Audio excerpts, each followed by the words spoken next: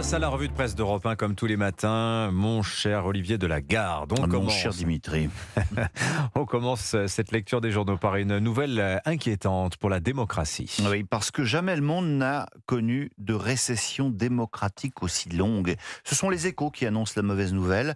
L'organisation intergouvernementale International ID établit chaque année un rapport en scrutant pays par pays 17 facteurs clés de performance démocratique. Élections libres, fonctionnement de la justice, situation des contre-pouvoirs, liberté d'expression, etc. Eh bien, le constat est sans appel. Un pays sur deux dans le monde est en déclin démocratique. Et cela fait 6 années de suite que la situation s'aggrave. Bénin, Tunisie, Biélorussie, Afghanistan, les mauvais élèves ne manquent pas. Il y a aussi le Nicaragua, signale Virginie Robert. Là-bas, c'est Tintin chez les Picaros, revu par Stephen King. Et la démocratie en France, comment va-t-elle ? Mieux qu'ailleurs, évidemment, même si le rapport signale tout de même que la liberté de réunion s'y est dégradée. Mais le risque majeur qui plane peut-être sur notre démocratie, c'est la peur qui gagne nos parlementaires. C'est dans le Figaro que vous lirez cela. Caroline Yadan est juive, députée Renaissance de Paris. Depuis 3 semaines, elle reçoit tous les jours une centaine de messages antisémites. Des digues sont en train de sauter, déclare-t-elle. C'est une peur qui s'installe au quotidien. Dans la rue, elle se dit un peu plus vigilante qu'avant. Cette angoisse, elle n'est pas la seule à la ressentir. De nombreux parlementaires sont visés.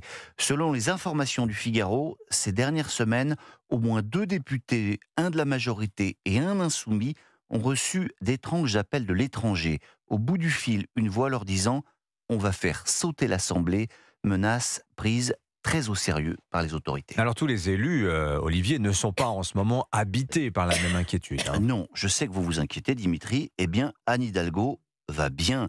C'est vrai qu'on était sans nouvelles depuis quelques semaines. En fait, elle est à Tahiti et le moins que l'on puisse dire, c'est qu'un certain flou entourait ce voyage officiel. Parce que c'est bien un voyage officiel.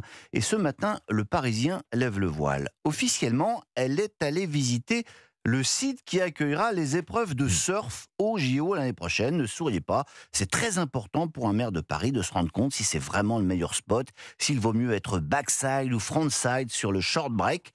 Même si, curieusement, pour un voyage officiel, note le journal, aucune photo n'a été postée par les équipes d'Anne Hidalgo sur les réseaux sociaux.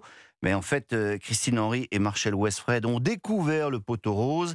La mairesse de Paris a surtout enchaîné cet important séjour d'études surfiques par des vacances privées. Parce que, hasard inouï, la fille d'Anne Hidalgo vient de s'installer à Rayatea, non loin de Bora Bora. Au moins, les contribuables parisiens savent à quoi servent leurs impôts. Rendons à César ce qui appartient à Europe 1, puisque c'est Europe 1 qui avait révélé l'information voici 2 jours. Je me permets de le préciser, Olivier Delagarde. Cette question maintenant, comment faire quand vous êtes agacé par les dérives de votre propre camp idéologique ? Eh bien, rien de plus facile, Dimitri, vous dites qu'elle n'existe pas. Illustration dans Libération aujourd'hui qui consacre pas moins de 2 pages à expliquer que le wokisme, eh bien cela n'existe pas. La preuve, la droite qui en parle tout le temps ne donne pas une définition précise du terme, donc ça n'existe pas. En plus, il n'existe ni mouvement encadré, ni porte-parole identifié du wokisme, donc ça n'existe pas.